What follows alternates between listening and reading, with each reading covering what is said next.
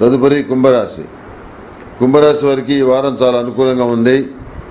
అనుకున్నటువంటి సమస్యలు కొత్త కోణంలో తారసపడతాయి.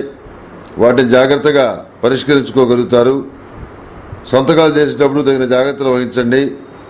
ఆదాయ వ్యయాలు సరిచూసుకోవటం, పొదుపుపైన దృష్టిని కేంద్రీకరించడం, ప్రణాళికల్లో క్రమశిక్షణ లోపించకుండా జాగ్రత్త వహించడం మొదలైన విషయాల్లో జాగ్రత్తగా ఉండటం చెప్పదగిన సూచన. ఆత్మస్థైర్యం, మనోధైర్యం కలిగి ఉంటారు. నూతన గృహం లేక స్థిరాస్తి కొనుగోలు వ్యవహారాలు అనుకూలిస్తాయి.